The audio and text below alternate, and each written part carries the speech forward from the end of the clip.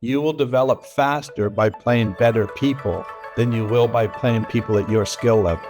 Most people don't want to do that. You want to go to a tournament and win. I know I'm going into this tournament. I don't have a chance of winning at this time until I develop the skill to compete at that level. Come on. The way to scale, the way to grow, focus on your strengths, outsource your weakness. I was horrible at paperwork. Still am. I was horrible at doing payroll, and I could be mediocre at it. Why don't I scale? Why don't I pay people that can do a good job while I can focus on marketing, while I can focus on my bottom line? What I can focus is customer service. What I can focus is on being a leader to my team. Welcome to my podcast, You Must Be Out of Your Mind. And today I've got on serial entrepreneur, a gentleman who's going to be able to share a lot about business side, which I'm excited about. Like I just mentioned to him before we started that we could probably do about 5 podcasts for sure, just on this subject. So let me welcome Omar Madrano. Welcome, Omar. The pleasure is all mine, Doctor. Definitely. And I feel like we're like-minded spirits. We're taping this on 4th of July. Why? Because it's like any other day. This is the present. There's 2 types of people. There's those that are celebrating. Oh, wow, we can't wait till the next 3-4 day weekend. Hey guys, that's Memorial. We just did Memorial. This is 4th of July, and it fell on a Monday. They're winning. They can't wait till Labor Day. Exactly. You know what? There's people like you and I. You always have to do the work. You always have to work, and not just entrepreneurs. Everybody has competitors out there. You have to ask yourself, your competitor's watching Joey Chestnuts eat hot dogs.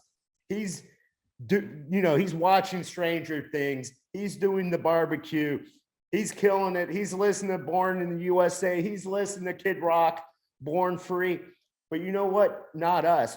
We're working to be a better version of ourselves. I woke up this morning saying, all I want to do is be a better version of who I was yesterday. That's awesome. No, I love that. And like you said, today's a holiday, but to us, if you're an entrepreneur, you've been in business long enough, all the days just blur. It doesn't really matter. So, Christmas is one day that we probably should say, let's take a day off. That's the old, you're going to laugh. People, my first time ever being a coach or getting paid, the client wanted to work on Thanksgiving Day, and which he's an entrepreneur. I'm an entrepreneur, and that's it. I'm not a pilgrim. I didn't come here, on the Mayflower. It's an amazing day. We should be thankful every day, not one Thursday, not so we could go to Walmart and trample the greeter the next day, not to watch the Lions lose football. To me, I celebrate that day every day. So I'm thankful. So yes, an entrepreneur, you and I, we work Monday through Sunday. I've had to work on my birthday. I've had to work on July 4th. I've had to work every day except for 2 days, probably. Easter, my Lord and Savior's resurrection, and his birthday. Every other day, it's just any other day. I agree. I've done that all my life. So, I know you are referred to as a serial entrepreneur. Tell us a little bit about what you have done, like the kinds of things that I know, because you coach a lot of people, on how to be successful, and you can walk the walk and talk the talk. So tell me what you experienced in your entrepreneurial life. What I experienced as an entrepreneurial life, I wouldn't want anybody to. You don't need to be in a franchise. I wanted to be in a franchise because I didn't believe in myself at the time. I felt like I needed hand-holding. And when you join a franchise, when you do great, it's not about you. It's about the franchise. Thank them. Bend over backwards. Kiss their butts.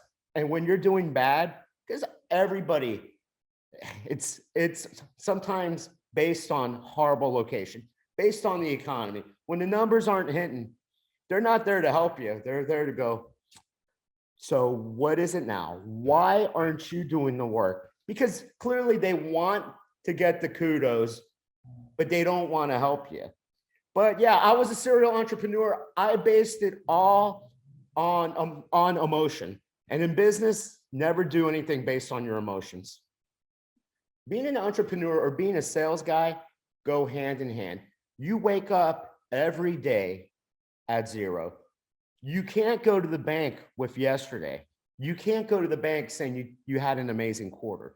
You can't go pay your bills saying, I tried. When it comes to sales, when it comes to being in business, the only thing that matters is results. You can't go to your creditors. You can't go pay off your loans and go, hey, you know what? I'm a great guy. I actually tried. Trying never works. Imagine being in a relationship and saying, well, yeah, we're doing a horrible job, but my intentions were good. I've got great thoughts. I had great intentions. So being an entrepreneur, being in sales, it's what are you doing today? What are you doing right now in order to succeed? Yeah. Yeah. And a lot of people don't understand that. They get it and they think, oh, I want to be my own boss. I want to get out and do my own thing. Right. And then it's like, what? I mean, there's all this work. There's so many other things that you have to handle, especially when you're just starting out. Oh, You're the CEO, the CFO, right? You're all the above. You're the board. But the thing is, people go into business and you hear it all the time. Oh, I want more free time. I want more vacations. I want to go to Monaco. I want to go to the Monte Carlo. Wake up. Yeah. Wake up. Being an entrepreneur means you're going to have to give up that time, give up a few years of hustling, doing a few years of grinding. And there's going to be days that you're in the valley. There's going to be days that you're like, oh my gosh, what did I get myself into? What happens though is a lot of times people pull the plug because they're like, all I wanted was 3-day weekends. I wanted more time for myself. Wrong. When you're an entrepreneur, that register hits zero every morning, and you have to wake up, and you have competition out there that wants to make you eat cat food. It's nothing personal. It's just business, and they want to knock you out. Yep. And one of the hardest things is when you start to succeed as well. I love one of the things that I read that you said, if you think you're the smartest person in the room, you're in the wrong room. I love that because you have to learn how to fire yourself from a particular job so you can hire somebody who's smarter than you at doing that job. When you first start off, you're doing them all. But as you start to grow, you better find people who are smarter and better at certain things than you. That's where the ego sometimes gets involved and they want to micromanage or not. Just get out of the way. Let people come in and do some things that they're good at. The ego kills. Yeah. Especially an entrepreneur. An entrepreneur always has this narcissistic approach. Whoa, nobody can do a better job than me. Come on. The way to scale, the way to grow, focus on your strengths, outsource your weakness. I was horrible at paperwork. Still am. I was horrible at doing payroll. Now, yes, I could take a course and I could be mediocre at it, but why don't I scale? Why don't I pay people that can do a good job while I can focus on marketing, while I can focus on my bottom line? What I can focus is customer service. What I can focus is on being a leader to my team. And that's what I did for so many years. And that's why entrepreneurs scale and outsource. Yeah. And that's one of the hardest things to learn how to do. And it's one of the things that I talk about. I wrote a book called Emotional Concussions. And what I talk about here are 10 things successful people don't do. Instead of saying, here's what they do, I say, here's what they don't do. And I give 10 different examples. For example, if they procrastinate or if they blame everybody when something goes wrong. And what I say is the really successful entrepreneurs don't blame other people. They take responsibility. So if you hired a CFO and they didn't do a very good job and you had a problem, you can blame the CFO, or you can say, I hired the guy. I didn't do a very good job of hiring. Exactly. Here, I'll go a step further with that. My general manager got into it with a health department person at one of my locations, got shut down And he was apologizing to me, saying it was his fault. Sorry for mouthing off to the health department. Right. And it's like, no, it wasn't his fault.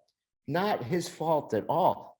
All blame needs to come on me because I hired him. I hired ultimately everybody.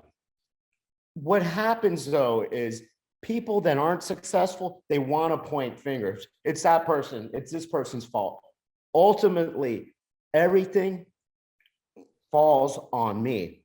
You will find success, accountability, 101, everything that happens is all on me. Yeah. And that's what I talked about in the book as well, is that why do we do those kinds of things? Why do people blame other people, get out of their lane, procrastinate? It's because they've had events and experiences in their lifetime, traumatic or what I call emotional concussions. And it could even come from a parent. I'll give you a great example. I had a lady who came in, her mother was a principal at a school. And so whenever she did her homework, her mother would ask her to bring her homework in, and she would redline all her mistakes. And so as an adult, she becomes a procrastinator. And the reason being is because as a child, she didn't like that constant criticism, even though her mother wasn't trying to do that. So with the best of intentions, her mother was making her procrastinate because she would always try to put that off. She never wanted to have to go and sit down and do that. And then as she becomes an adult, that slips in. And so I know in your book, What If It Did Work, you talk about fear. So where are these fears coming from? So maybe, share a little bit about why you wrote the book and about fear. I wrote the book and the podcast because all our fear was placed in us by our mom, by our dad, by a brother, sister, friends, neighbors, by a society. We were born to thrive. That's why as a little kid, a toddler, you try to get up, you try to run. Imagine if somebody's like, hey, you've fallen, walking, this isn't for you. Just stay there, we'll get a wheelchair. Sorry. Yeah. Try something else. No, we were born to be great. We were born to thrive, but people put fear in us to protect us. Don't talk to strangers. You might become like Adam Walsh. Don't do this. Don't touch that. Don't do this. Oh, rejection's bad. Failure is bad. Bad, bad, bad, bad. And before you know it, it hits us. We're with so much. I had fear of rejection. I had fear of being worthy. I had so many different fears. Yeah. And I mean, I left Miami, a place that people go on vacation, because growing up, I couldn't talk to people. I felt unworthy. I felt like people, because so many different reasons. A single parent, my mom and dad divorced before I was born. So early 70s, nobody else was divorced. I felt different. Miami wasn't as culturally diverse as it is now. So I felt different in that aspect. So many different reasons. And I couldn't talk. I had fear of rejection. Oh my gosh. If I asked out a girl and she said no, Right. the whole county would find out. It would be in the Miami Herald. I felt like such a loser. I felt like I had to move. I felt like I had to go to LSU, to Baton Rouge, because that was paradise. The truth to the matter is your problems follow you until you hit them head on. Yep. One of the things that I talk about as well is the best piece of advice I ever really got was when I was about 13. And the tennis pro, hockey was my main sport, but tennis was my second sport. And I played tennis. And so the tennis pro was sort of my mentor. He was phenomenal. And he said to me one day, he says, you really want to be a great tennis player, don't you? And I said, yes. And so he looks around to make sure no one's listening, right? And he goes, okay, I'm going to tell you the secret. And at 13, you actually think there's a secret. And so I said, okay. And he says, lose a lot. And I said, what do you mean lose a lot? And he said, you're playing in competitions where you could win. You're playing in 13, 14-year-old divisions. I want you to play in the 15, 16-year-old, 17 and 18-year-old divisions. He says, you haven't seen that kind of speed and power, but if you see it, you will adapt to it and you will actually pick up. You're a good athlete. You will develop faster by playing better people than you will by playing people at your skill level. I mean, you could apply that to everything, to business, to life, right? And he said, you have to be willing to lose in order to gain that knowledge. Most people don't want to do that. You want to go to a tournament and win. I know I'm going into this tournament. I don't have a chance of winning at this time until I develop the skill to compete at that level. Just great piece of advice. Oh no, my oldest, her first year in travel soccer, they put the team was good, but it was all raw girls. What happened was they were all silver girls. What they did was they threw them in playing top ranked teams throughout the state, ECNL bracket, gold teams. And what happened was, yes, at first they kept on getting pounded. Yep. And then they started competing. Then they started tying them. And then lo and behold, they started winning. They started believing in themselves. And then when they put them back into that silver bracket, they could play both. They were dominating silver, and then they could play gold. Now she left that club. Some of her teammates joined them, and they did another thing. But it was the same concept. They would be playing the INGs. They would be playing all these superior teams. And if you believe in yourself, and that's why I don't believe in practice. What happens is people want to, in business, role play, or like they're in the stock market and, hey, you can paper trade. None of that does anything for you. It's when you have skin in the game. It's like doing sales calls. We can do role playing left and right. That's not going to get me better. What's going to get me better is picking up the phone and having somebody scream at me, give me F-bombs, tell me to go F myself, or go the ultimate 1970s, 80s, 90s, go out there and door knock. Yeah. That's not role playing. That's actually out there when somebody's screaming at you. And when it comes to trading, paper trading, it's like playing blackjack. It's not real money. Yeah, I'll double down on a 20. I'll split face cards. No, the way you get better is have skin in the game. Use real money. You'll learn quick how to become either a great trader or you'll be a horrible trader. For sure. And people are afraid of losing. So they're afraid of that loss, so that would prevent them from doing it. And that could come from all kinds of different life experiences. That could come from earlier in your life where you saw maybe your parents lose their house or lose in business. And then that creates the fear in you because it interfered with your safety. Because the number one fear for the human mind is uncertainty. So that's our biggest fear. And so that will, if you don't learn to overcome that, right, you'll get stuck in that pattern. Uncertainty kills take that back. Uncertainty is actually a gift. Uncertainty is a gift because certainty kills more dreams, kills more people than corona, than monkeypox, than anything else out there that people say they're fearful of and focus. What happens is they keep being safe. Their 9-to-5 job, 10, 20, 30, 40 years. Certainty, well, I feel safe.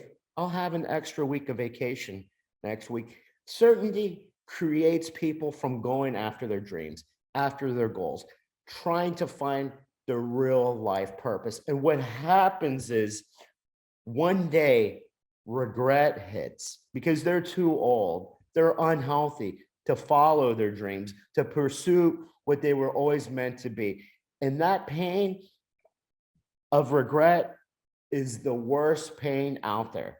Can't fix that. Yeah, pain is a great motivator that what people will do to avoid pain. There's all kinds of examples of it. So tell me about some, because I know you work with a lot of people and you help coach them. Give me an example of somebody that you took, from struggling that way and then help them become more successful? What did they have to overcome? You have the way to find success in business. It's the same thing in personal development.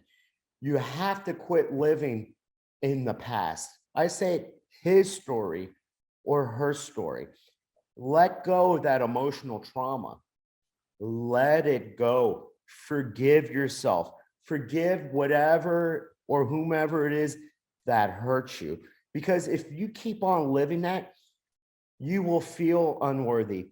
You can try to find success, but you're going to hit self-sabotage. You're going to be, I'm not worth this. This isn't for me. So ultimately, you have to have clarity. What is it that you honestly and truly want? And you have to be specific, but more important, let go of the past. Use that story to influence, to inspire, to motivate you.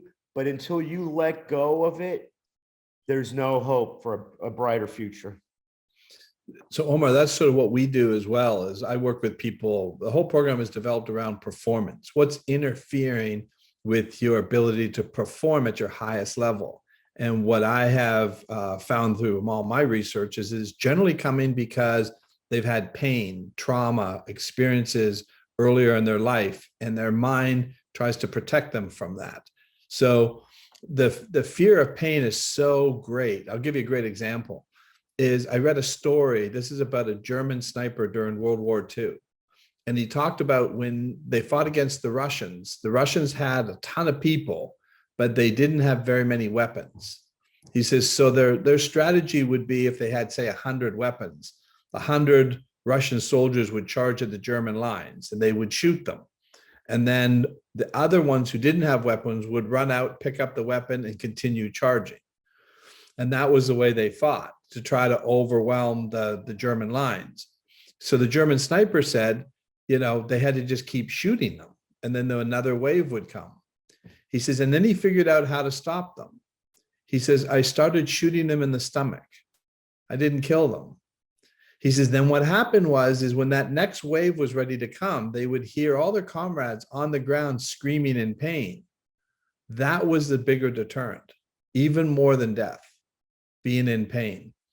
And so I thought it's fascinating when you think about the human psyche on how something like that, they would rather run and die than run and get shot and be in pain. Well, there's two things that motivate people or get people off their butts.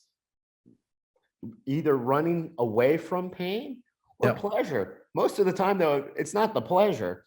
It's running from pain, running from fear. Change ultimately happens when the pain is staying sane, living this life, doing what you've been doing for 1 year, 5 years, 10 years, that the pain of the unknown is not greater than the current situation. That's when you're finally, hey, I'm going to quit doing what I'm doing. Let me try something different. Yeah. And that's why we get into these habits and behaviors, because they provide certainty. We know what's going to happen. So we get stuck in these patterns, what I call codes, because it creates that certainty and safety. But it may not be providing you what you need. And that's why you see people get into these bad habits and behaviors.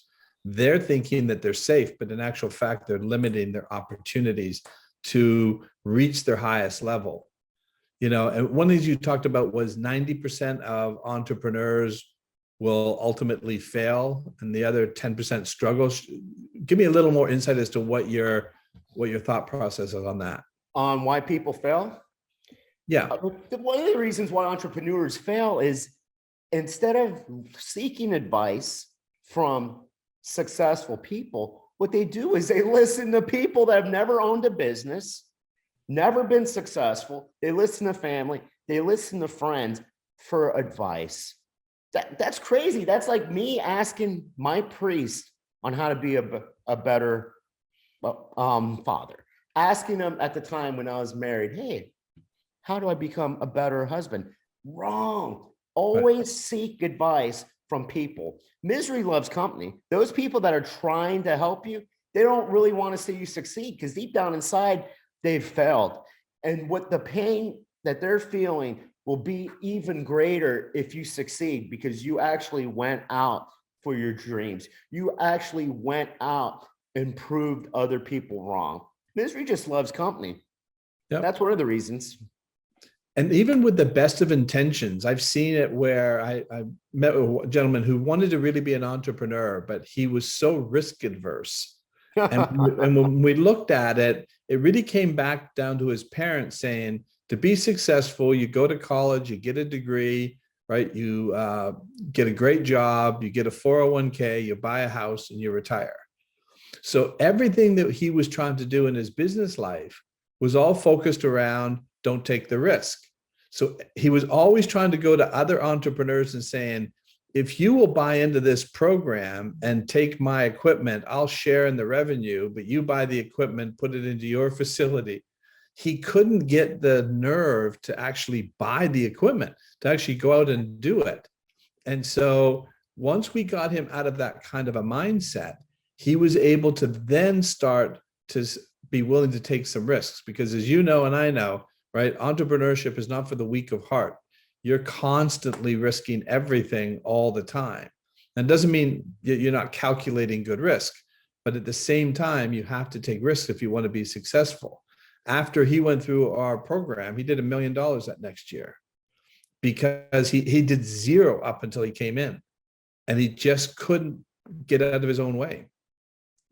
My mother never sees me or never saw me as successful. She always preached academia, get a bachelor's, get a master's, work for a publicly traded corporation, 20, 30, 40 years. Now, granted, I saw my mom come home angry, upset, depressed, fearful of losing her job every day. But yet my mom's like, hey, these are the keys to happiness. These are the keys to success. It's like, I don't think so. And to that day, I got a bachelor's degree in journalism. Doesn't really amount to anything. Got a master's degree in communications. I actually had a master's degree in broadcast journalism, a bachelor's in it, a second bachelor's in history. What does that equate? I can ask you if you want a venti or a grande.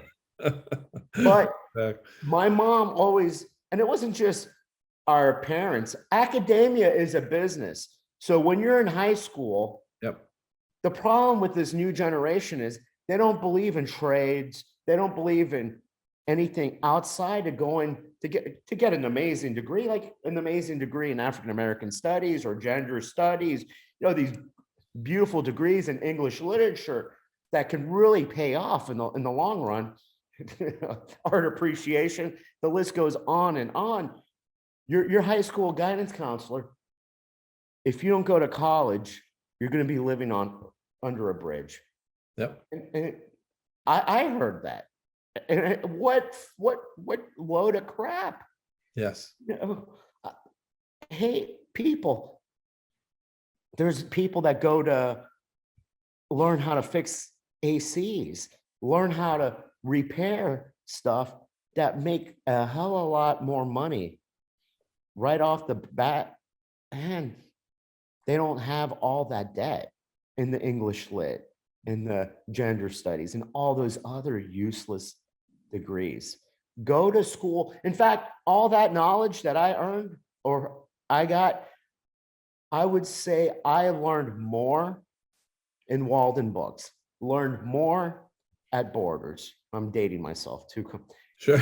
At Barnes and Noble, on Audible. Learning is something you can do without going to college, without going to academia. Yeah. And so many people, well, the good news is we're going to probably wipe out a whole bunch of their debt, so they don't feel so bad about getting that degree. But I feel bad because my mom had 2 full-time jobs. I know. So she could pay out-of-state tuition well, we're not getting our tuition back. Yeah. I mean, what people don't understand is life isn't fair, but nobody forced them to get that debt. Right. How about if I wanted to go buy a new Lamborghini because I'm almost 50 Right. Definitely wait a little past my midlife crisis because I'm not going to be George Burns. And let me just accumulate that and go, hey, life isn't fair. Hopefully, the fairy godmother or somebody will touch me and say, hey, life wasn't fair. We need to wipe out your debt. I don't feel bad for any of those people because they knew going hand, or if they didn't know and they just signed blindly, we all have choices in life. We all have free will. They could have gone to a community college. They didn't have to go to a private university to learn basket weaving. Yep. Yep. But so many of them feel that pressure of going out and having to do something, which is really a shame. It really is a shame because clearly academia is a business because it's unforgivable debt. That shows you it's a business. You can file bankruptcy, but that right there. But yeah, I mean, life isn't fair. I wasn't born with a silver spoon in my mouth. My mom had to sacrifice.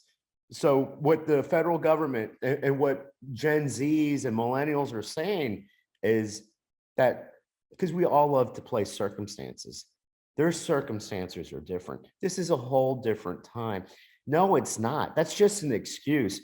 When people say, oh, things are different now because we had a pandemic that kills people at a 0.00, who knows what percent. Could you imagine if we had Marty McFly's DeLorean and we went back during the Black Plague when millions upon millions of people were dying, but you still had to work because you still had to provide for your family? Could you imagine telling them, hey, things are worse. I had to try to flatten the curve. And they would probably been like, oh my gosh, is this thing like wiping out 80% of the population? No, it's at 0.00%. They would laugh at us. Think about that. Everybody wants to play victim. Everybody wants to. The reason why fiction outsells is because we don't love our reality. We try to tune out. That's why somebody binge watches Netflix. Yep. That's why they read, they watch these movies because they want to tune out. The sad part is we can create our own reality. You want that rocky lifestyle? You want to be the overachiever, the overcomer? You're the master of your life. You're the creator of your destiny. Then be it. Yeah. No, it's so true. And that fear of not wanting to fail, right, is a big factor in it. So one of the things that I did like as well when I read some of your stuff was when you say just ask for it. I remember there was a story. I was listening to a speaker one time. I'm a member of the Genius Network, and he was speaking at the annual event. And he talked about how his business is he works with high net worth people. He puts together special experiences for them. And one of his clients called him up and said, I'm going to be in Italy with my family. Can you put a special event together, for us? So he put together a horse and carriage ride to this very famous museum that they actually closed the museum down. Him and his family were going to go in. They had a dinner and everything prepared at the Statue of David, with a famous opera singer singing, a famous chef producing the dinner just for them, all alone in the museum, right? Yep. Have you heard this story? No, but when you said the Statue of David, you're going to laugh. I want you to continue the story. But yes, academia, I've seen it. I've been to Vegas over 100 times. I've seen the actual replica. It's at Caesar's Palace.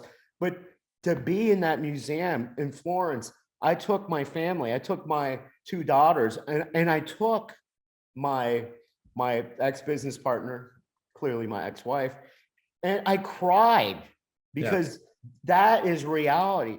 Seeing something so beautiful in person. But yes, it's Florence. You just triggered something in me because I had that aha moment because beautiful. It's very beautiful.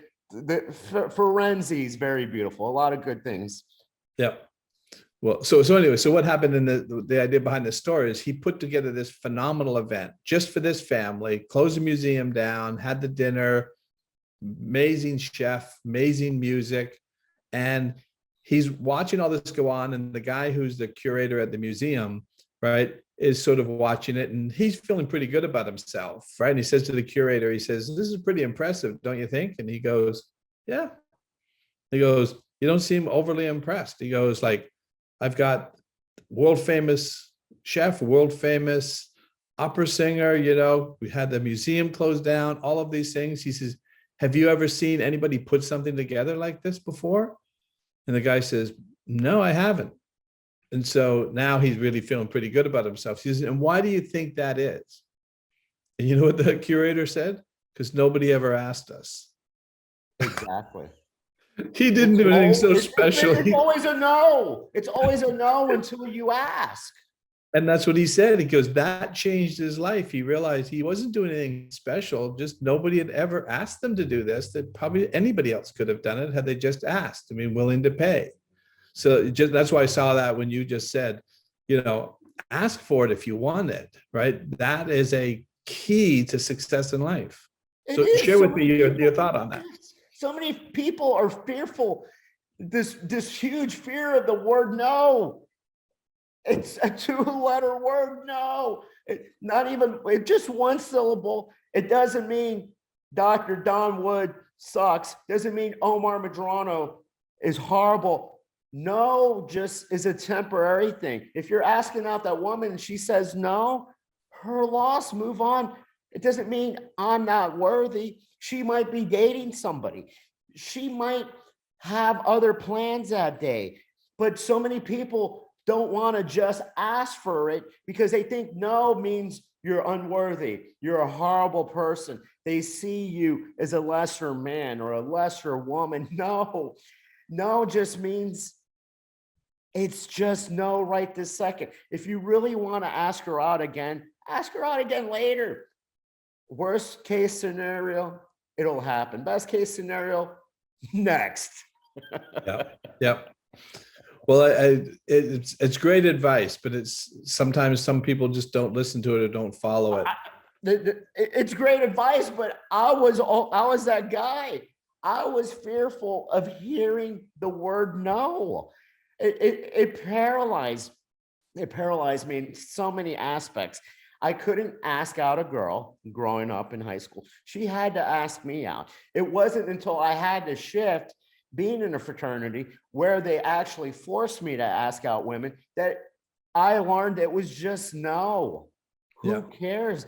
No, if you can't ask for simple things, you can't go to a restaurant. Now, don't go to a restaurant and be a Karen and go, I want a pizza at a steakhouse. No, but if you want something really bad, just ask for it. You need advice, ask somebody successful. They don't live in scarcity. More than likely, they'll say yes. And boom, mind blowing, I know. Yeah, but that's what the pro told me as well. He says, don't be afraid to lose a lot. He says, and when you play somebody who's better than you, ask them if they'd sit down with you for 5 minutes or maybe hit with you for another 5 minutes and show you how they hit that backhand or forehand. He says, if you're humble about it and you're not arrogant, they'll pour knowledge into you. And it was so true. So I'd meet all these people who are just phenomenal players, and they would share their wisdom. They would share everything that they were doing because I wasn't being, a jerk. And I just treated them fairly and nice. And that really opened up a lot of doors. So I know we're probably pretty close to our end of our time. So I know we're going to probably do a lot more of these podcasts because I think we could go on, like we talked about, we could do a ton of these. So I know your book. Is that, how do they get your book if they want to find your book? It was self-published. It was Amazon, the top bestseller for a couple of weeks on Amazon. It's self-published, only 100 pages because I don't believe in fluff. Right. Pick it up, read it. Does the book work? No. 10X doesn't work. Awaken the Giant Within doesn't work. 3 Feet from Goal doesn't work. 0 books work. What actually works is you have to implement. My book is a workbook too. After every chapter, you have to do stuff. But hey, I saw that. I really like that where you ask the yes, questions. It's one of the things that we do in our program. They listen to audios every day for 30 days, but there's 5 questions with every audio. and you have to do work, because if not, what happens is people will pick up a self-help book, they'll pick up the Jim Rohn, and they'll pick up the Zig Ziglar, and you're a parrot. Congratulations. You can say 10x. You can say the Tony Robbins quote. You can say the Omar Madrano quote. But those are just words. Actions speak louder than words. Yep, for sure. So if they want to reach you or get a hold of you, I think we'll put probably your information in the notes I as am well. But 100% public. Yeah. It's called social media. Yeah. If you're an entrepreneur and you have a private account, what are you doing? Omar Madrano on Facebook. You can join my group, What If It Did Work, on Facebook. It's just videos on how to both personal development, business development. Other people pitch. I don't pitch on that because it's about being in service. So you can join that. Omar Madrano 73 on Instagram, public again. I used to be Omar Madrano, but somebody hijacked that. Really? So, yeah. And there's also now a cloned account. I'm not the guy with only 1,000 followers that's going to sell you crypto. I'm the guy with more. So follow me. I'll help you. DM me, Telegram me, fax me, do a banner over a plane, do whatever. I will answer you. Just don't try to sell me crypto. Don't try to sell me Forex. Don't try to sell me a weight loss plan or say I look like crap, because yeah, I do look like I'm almost 50. But if you have a serious question, I am like St. Jude of personal development and business development. I'm the patron saint of lost causes. I will help you out because I don't look at people like their checking accounts. You know, I don't chase money. I only chase results. Awesome. Well, great way to wrap it up. I've really enjoyed this. This has been great. Like I said, I know we'll probably continue in a few more of these, but any final words before we finish? Any final words? All you have is today. Don't rest on your past. Don't bask in the glory. Don't dwell on the negative.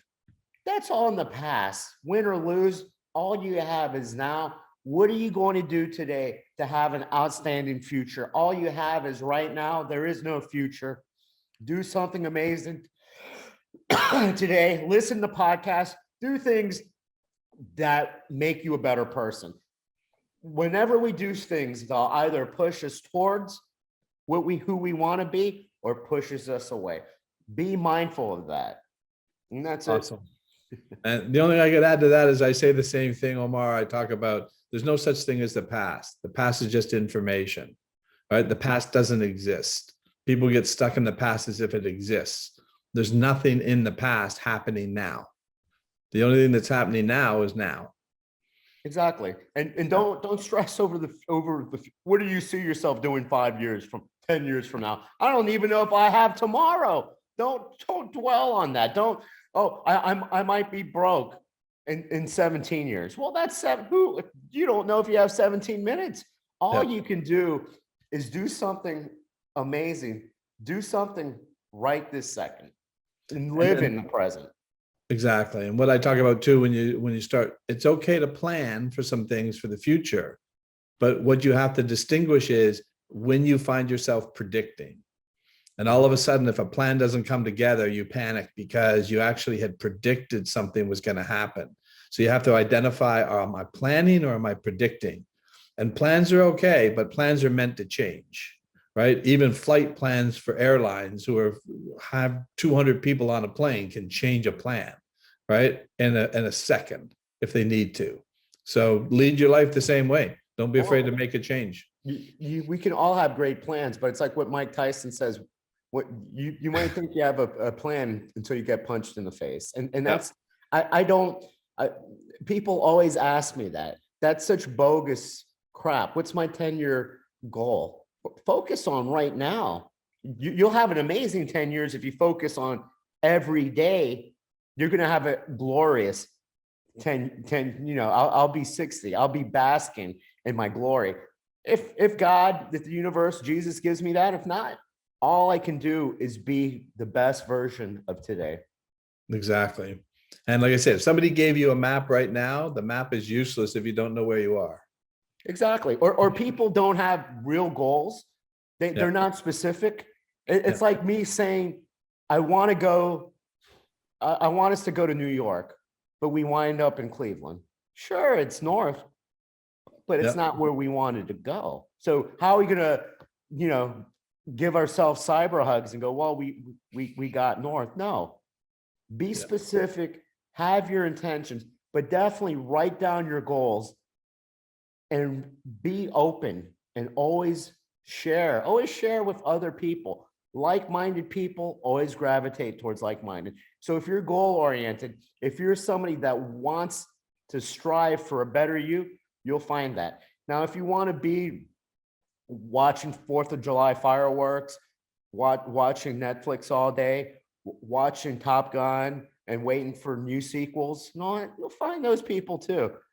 But don't play victim, because the reason why you are who you are is based on every decision, every action or lack of action that you've taken from the moment you were born to right now. Exactly. Well, I think we've given some great ideas, great advice here today. I loved having you on. Look forward to working more with you. I'm sure we could probably be doing a lot of things together. So for sure. And definitely we have the same resources, the same people, and you'll definitely, we're going to make an outstanding episode of the What If It Did Work podcast. And, brighter things ahead, because we're like-minded people who just want to see people live their best life. Exactly. Well, thank you so much. Thanks again for listening to another You Must Be Out of Your Mind podcast, and we'll see you on the next episode. That trauma loop that you were just describing, it's creating a glitch. It's an error message. Post-traumatic stress, all those kinds of things are glitches and error messages. There are ways for you to be free, whether your life is being impacted with anxiety or with some physical elements that are results of what has happened in your life negatively, like the trauma being kind of stored and coming out through autoimmune disease.